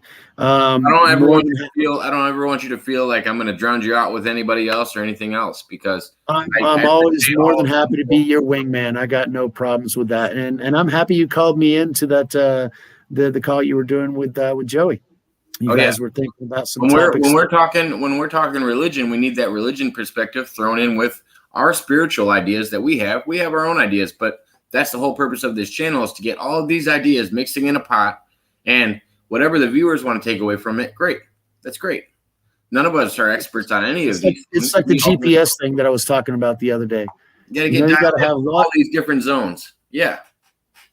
You got to have signals from all those different satellites to find out where the truth is. And yeah, they're all satellites, but they all point to the same story. The problem is in what fashion do you see that story? Because many in those communities, in fact, many in the community in which I was born, take them to be the best perspective to live. In other words, they're going to follow the dictums of those who from the heavens came. And then there are those who were spoken to, the one who was above those who from the heavens came, because he's the one who made those who from the heavens came. And he wants to get in touch with us because he made us as well. And we are his objective with this little experiment. So yeah, it's a really big conundrum. And unfortunately, there's one set of gates that's really, really big and another gate that's relatively small. Yeah, but if we're sitting and all facing different directions, we're going in different directions, and we just intersect in that instance, and there is no growth. There's just the interference of the waves because you're going over somebody else's wake, right? And so instead of traveling smoothly on your boat, you're shaken up by the wake of somebody else. Now, if you've got a bigger boat that's next to you and you're actually on their wake, have you actually seen boats always have the dolphins swimming around them in front of the boats. And I was always interested because, the dolphins, anytime that I was on the ocean on a boat, I could always look out and I could see dolphins swing in front of the boat. And I was always curious about that. And right now I just got it because the boat actually moves the water as it's going through it. And the dolphins are taking advantage of that. And they're surfing the waves of the wake of the boat. They're taking advantage of that and they're jumping and they're playing because we're creating waves that they surf, underwater waves that they feel and they surf. So we all have now, in that case, the dolphins are taking advantage of the direction of the boat. We can all do that. If we're all going in the same direction, we can actually get great things done. When everybody's going in all kinds of different directions, to each his own, do as thou willst, that sort of thing, that's where we get chaos. When everybody's focused on what needs to get done, the universe recognizes what is good. And we all know it, being beneficial, being kind, being gentle. There's no law in any culture around the world that is against these things. So we know those to be real. Now, that's the direction we should be going on. Now, whose resonance do you want to follow? Roll the dice. It's your call. I chose the cross. I think that his resonance with me really guides me to where I should actually be doing better things than what I actually am. But with him, I know that I want to constantly get better versus screw it, it's all done. So let's just get what we can while we're here and get out of here. No, he gives me hope and inspiration and a path to follow. And that's what we kind of need, I guess. So, definitely need. You're typing away. The chat must be going on with something I didn't follow. No, I wanted to just give everybody an update. So a couple of people have been reaching out to me in the chat and elsewhere about how they can get a hold of me if they don't have another way. So this is my email. I'm going to put it up here on the bottom of the screen. It's I don't know if you guys saw any of the other videos that I shared. It's the same name as the other videos I shared. It's just JAKWRS. But if you want to reach out with me with guests or with any editing tips that you could help us with, or any tips for our channel, yeah, we're open for ideas as well. So anybody that wants to reach out, we're willing to take that. But I wanted to give somebody a way of contacting me outside of showing up in the chat. So if anybody sees this at a later date, you can feel free to reach out. I check this constantly. Now we know that people are watching. That long video, you've got 54 subscribers, and that long video got 45 views. So basically almost all your subscribers viewed that video, and that was 5 hours. They didn't watch the whole thing. Maybe they didn't. I don't know. And we had when we were watching it, we had guests on that were in, like, Birdhouse is a great example. There was a guest that came on that had 7 people in their own chat room that were asking us questions. It's like, depending on the timing and when you show up, and if you're willing to talk with people, that's all they want. They want to have a civil discussion with people. Yeah. Oh yeah. Absolutely. And so every Thursday night we got a little perspective from on high, because Pena is a cliff. In fact, when I was trying to remake my name and that sort of thing when I was in the States, I was going to be Mike O'Cliff, like make it a little Scottish or Irish or whatever the hell, because Pena is a cliff. So it's being out on the cliff edge and looking down, and been there. So sometimes you got to step away from the edge, but the view is fantastic, and it's not easy to get there. But the question is, do you look down at the cliff and do you see the low points, or do you see how high you are at the moment? I personally, I get to that edge of the cliff and I almost shit my pants because I'm afraid of heights, and I can visualize myself falling off and just hitting every rock on the way down. However, whenever I step away from the edge and the imminent danger, I usually like to see what it's like when you're up there. Because life has a different perspective when you're down at sea level. And then what you need to tell yourself is, I got myself up here. I'm not down there anymore. I have the ability of getting myself up here. And I feel like, just like we were talking about with semantics, when you're talking about words, you can also play these own mind games with yourself, of putting yourself in a hole that you don't need to be in. And I feel like everybody should think without being hokey about it, you can have a positive message about how you want to feel, how you want to project to others. I haven't ever been bubbly on your channel. I'm not one of these, pink elephants and woo, yay, let's sing a song now.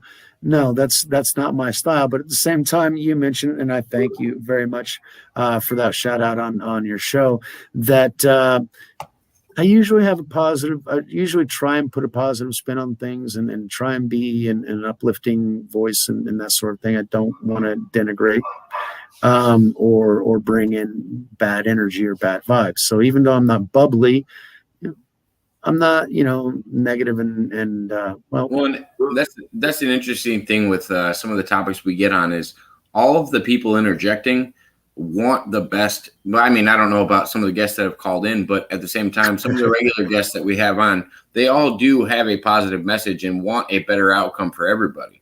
Whether it's Michael telling you need to get Bitcoin because he wants you to be financially well off. Whether it's the Pena Perspective. In this millennium, that has been the thing that has brought more people out of middle class to wealth. So he's absolutely right. I just haven't gotten on that train yet.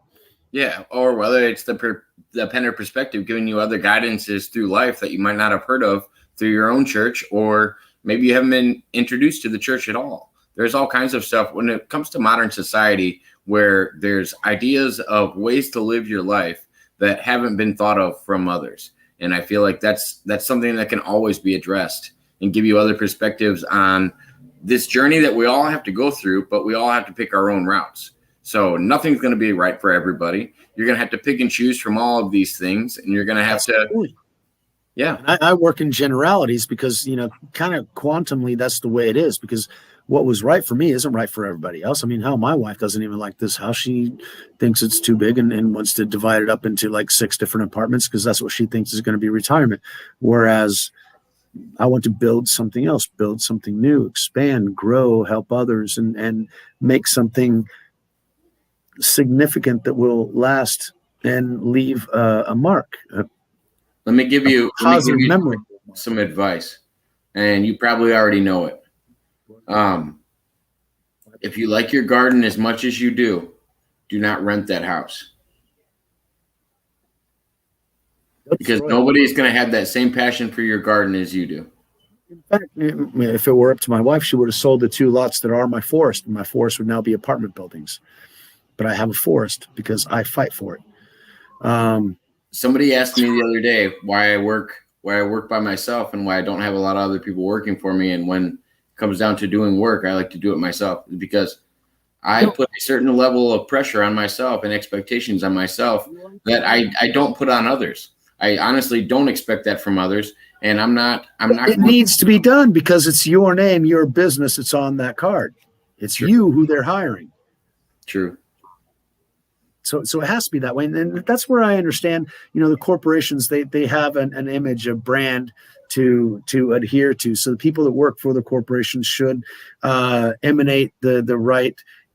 You can't shit where you eat, basically, is what I'm saying. So, if you're working for a corporation, you have to look at it in the best light possible. My problem is whenever they start getting into your own personal affairs. What you are while you're working is one thing, but for them to get into your Facebook before they hire you or to fire you because you said something at midnight on Facebook on a Saturday, that's where I think the line gets blurred. They want to be able to have all kinds of control over the individual. They're an employee, not a slave.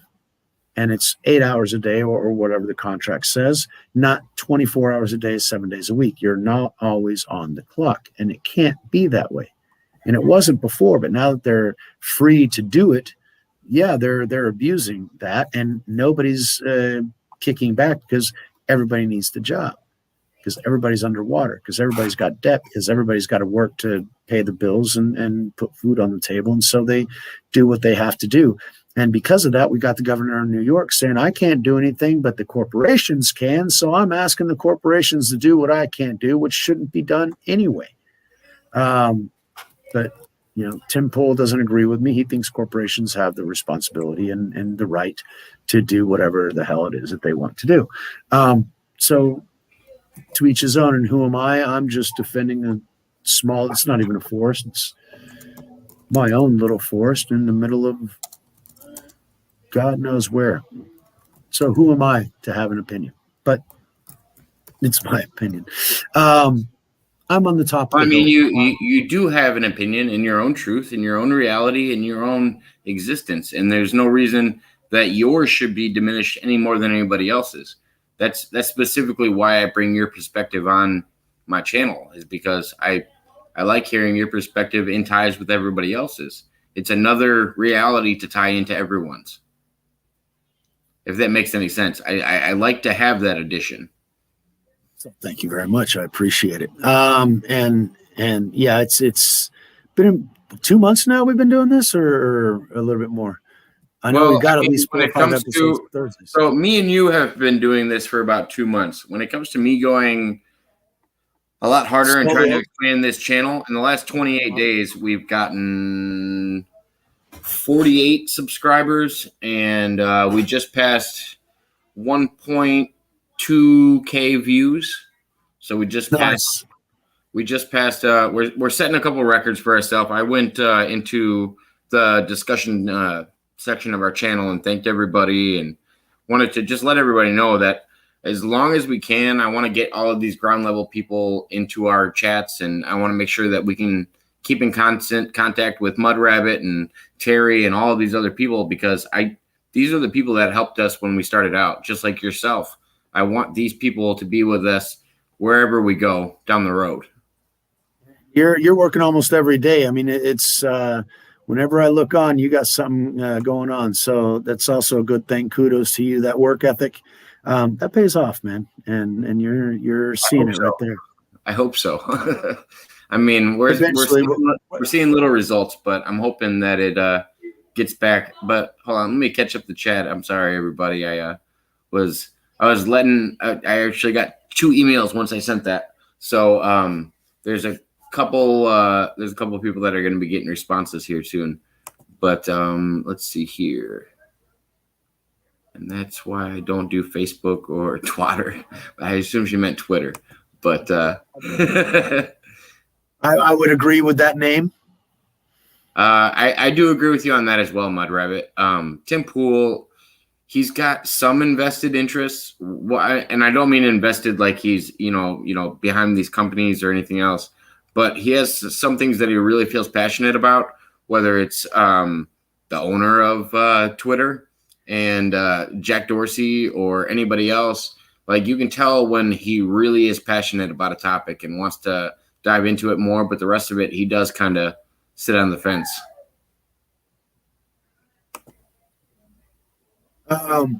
Well, see, Terry. Well, I would have to go into Terry's comment, and I think that is the way he writes it. Oh, okay, yeah, I see the difference, because Mud Rabbits doesn't have the E on there. I've seen both, and that's really bizarre difference in the timeline that would make. Now, the fact that he is a fence sitter, he is actually very proud of the fact that he calls it milk toast.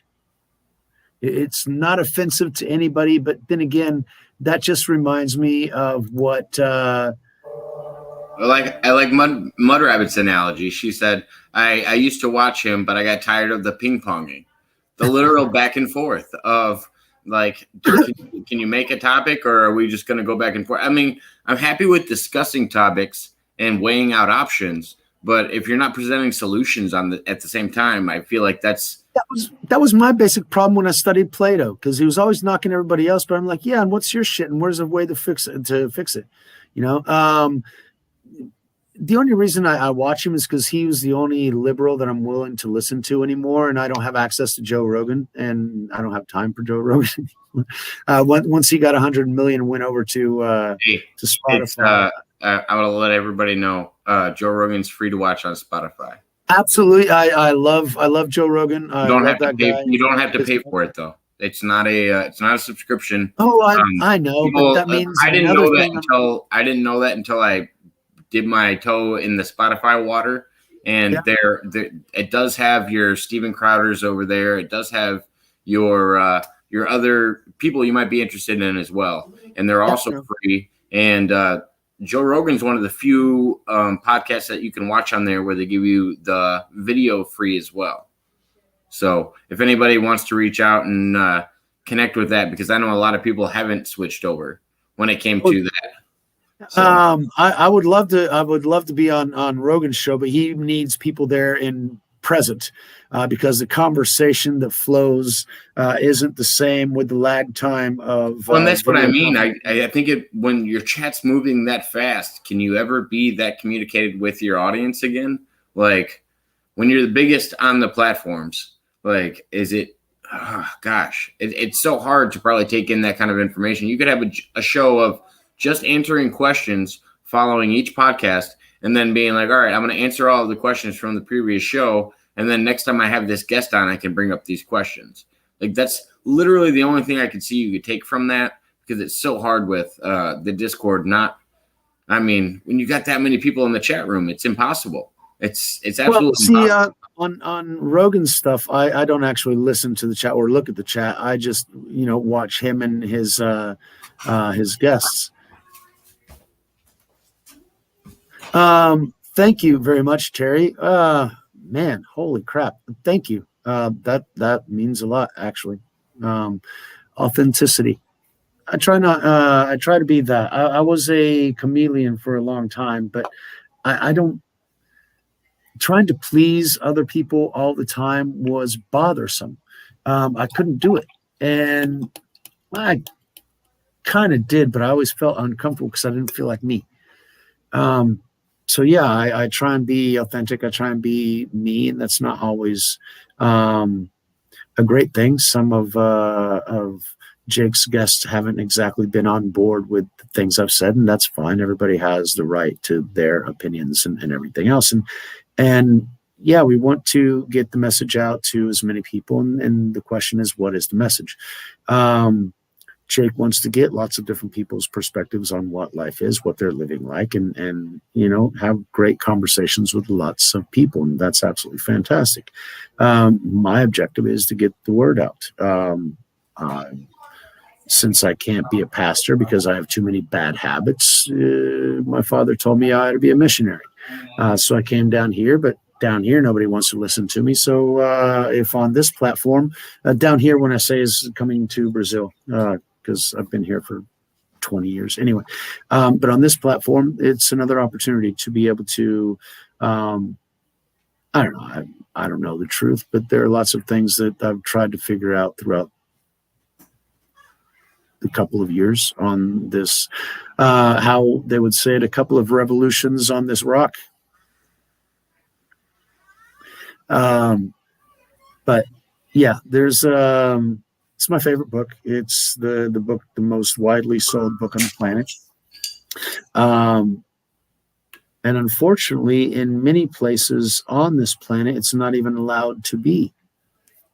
And that's something that also tells me that my book is being proven true.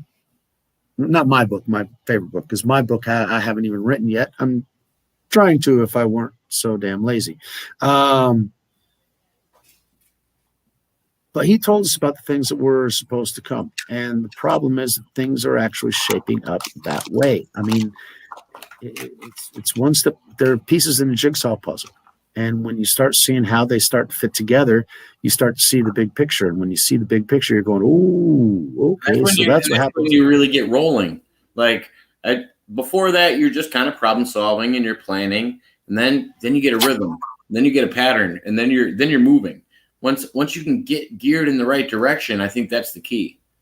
Yeah, my preoccupation is that rolling in what is the right direction, because there have been some entities that have gotten that rhythm and they've been building it up and they've been able to get the world going in the direction that they wanted to. But I'm not sure that direction has been beneficial to the majority of humanity. So much so that we're debt slaves and diabetic and addicted to pills and would not be able to live 150 years ago. Seriously, my objective is to be able to say, if I had to go back in time to 1817 or 1776, I'd be able to sit there with them and go, all right, gentlemen, let's get this done. Versus, but I don't have my hot water bottle, and where's Netflix? Oh my God, I got no reception over here. Any reality, you'd have to get the context of it. I mean, we have the context of our own reality with Netflix and all the BS that ties into that. But if you got dropped into those times, could you accommodate to the reality that was going on? That's my whole thing. Could. I don't know if they could. I want to make sure that I could. That's why I've studied about different times, their different difficulties, what made them difficult, how to survive those things if it were. Why? Because we might be in there again. Because these processes to go through, you like to mention Graham Hancock's statement of we are a society with amnesia. Mm-hmm. Because the electromagnetic effect of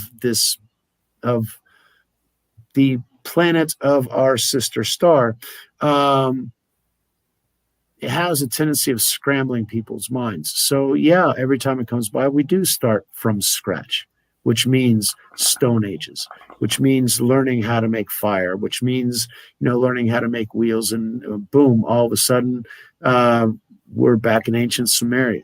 I mean, I don't know if it's a human disaster or a natural disaster that caused Atlantis or any of these other great civilizations to fall, but I do feel like there's lost technology that we're slowly getting to. Terry, I wanted to answer.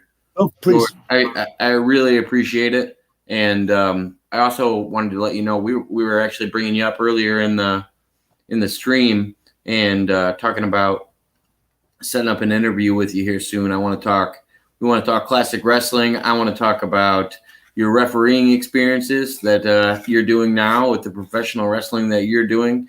Like these are amazing stories that you have that me and you could divulge into for hours. So don't feel like I forgot about you. I definitely want to have you on here. And I know you were thinking mid-August. So if you can come up with a date or a time that correlates. We're almost at mid-August. Mid-August is next week. Oh yeah. No, I know. He's been putting it off on me. So I'm still hoping he comes around. Maybe he's waiting for Mr. Pillow before he'll come on. Well, people think that I forget about any interviews. If anybody tells me they want an interview, I have it set up in my schedule. We're ready to go. So I don't want them to think as soon as we get it in stone, I'm going to start telling people about it, and people are going to be ready for you, Terry. So you just let me know when we want to put it in stone. Love that comment, and thank you very much, Terry. That's Jacob, you said earlier this week you had an interview with Michael McIntosh later this week. Yes. Possibly that's tomorrow. Yes. But then again, you don't know if it's him or Rocco. I'm either going to be doing a double tomorrow or we're going to be doing something on Sunday, I believe. So I will keep Zach wants Mac, so we got to make sure they get in touch. Mac's willing to do it every day he's available. Mac is one of our most willing participants, and because of his financial prowess, he has the free time to actually do it with us more often than others. And kudos to him on that. See, Mud Rabbit says the big scare is coming soon if it's not here already. No. Big scare is coming. Big one, because it includes famine. It includes people getting kicked out of their homes. It includes homelessness. It includes adverse reactions to that which many governors want to implement forcibly. It's a result of all these things that will come in a bubbling cauldron of just all the negative energy that you can possibly muster, and it's going to come to a head. And yes, if anyone knows of Ezekiel 38 or Ezekiel 39, look it up because we're just about there. And there was something about Ezekiel that America didn't affect it.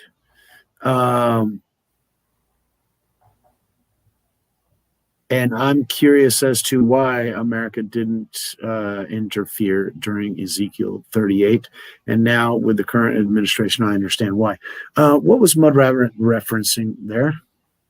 Right here, she's talking about Terry. She's talking about the show we were just talking about. She's like, "Come on, Terry, you want to see it when you come on and do a show with us." And then but we also got to have a show with Mud Rabbit. I think Mud Rabbit's putting it off. She's going to keep us in the hangar for a while. She's going to keep us in suspense on that one. Oh, yeah. Elegant Minds. I'd also love to do a show with her. But anyway, Thursday, Terry, August 19th. Terry, where are you going on a tour to after that? Just curious. I answered you in the group chat, so hopefully you'll be able to see that. But yeah, we'll figure something out. And the 19th works good for me. We will we'll set a time on that day. Like I said, I'll always make it work for my guys. That's the only other thing is I'm lucky that I work for myself, where my boss is a nice guy and he lets me do podcasting whenever I want. So as long as it doesn't interfere with the image of the brand. Well, as long as I can actually keep my company going and I'm not interfering with my company. My company doesn't really work once it gets dark out. So once it gets dark out, I'm open for interviews. Unfortunately, my company does demand certain levels of work from me. And no, just because it's dark out doesn't mean I can't do it because mine's all on the computer. So with that in mind, hold on. No, I'm just catching up the chat a little bit. Yeah, but, actually, yeah, because that's one thing. There are certain times that we need to focus on to where more people are actually able to get into the chat. Because there's some times when we're talking and it's just you, me, and Mud Rabbit, and that's fantastic and that's great. She's in Florida, so she's more or less between the two of us. And so we started. Terry's perfect because he's in Illinois with me. That's where in Illinois right now. Right now it's 9:45 in Illinois. Then. Oh yeah. Okay. So yeah, like I said, prime time. So we've been on prime time. From 8 to 10. That's a good time. But we had some of the great ones came in. It was after midnight and that sort of thing. But then again, she was calling in from New Zealand, so there also has that time differential there to where we also had those. If you had more free time tonight, we could pull a lady. But I know I want to wrap it up early for you tonight. I don't want to drag it out too long for you. Thank you very much. And you don't want to get me in trouble that way anyway, because open mouth sticking foot is the old saying that they used to. That was the other thing that I want to point out that hasn't really been addressed is everything that was on that was literally offline. So, I mean, it wasn't. It was the same thing I told you earlier. I've had guests that I've had to pull off live, but you've never been a guest that I've ever had to pull off live, and you never will be. I'm trying to push those limits. Yeah, there are other limits that I push, just not those. I mean, if anything, me and you would keep going, and then I would decide if we wanted to put it on YouTube. That would be the question later. If it would go to a private video, or if generally we have a couple that's happened on, yeah.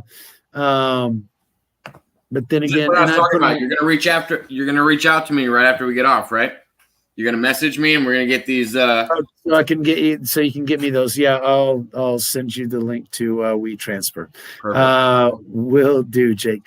Thank you very much for everything. I appreciate it. And for everybody, have a nice Thursday night. I'm sure Jake will be back on with his incredible news about Speechless. Yes, the book by Knowles, and the Daily Wire reaching back out to this channel in general. And it should be interesting. We'll dabble into that shortly. That sounds like a lot of fun. Thanks, Jake. And I'll get back to work. It's midnight. I think it's about time to work, right? I mean, better. Thanks, Mother. I was the last couple of months were slow, which is why I had more time to do things. But this week they just tossed all kinds of shit onto me. So unfortunately, I was forced to get back into the real world somehow. But it's all good. We're all trying to figure it out. So Thanks, Jake. Thanks, chat. Mud Rabbit, Terry, and Tiffany came and went, but you're all, thank you very much. Appreciate everybody. Have yourselves a wonderful evening.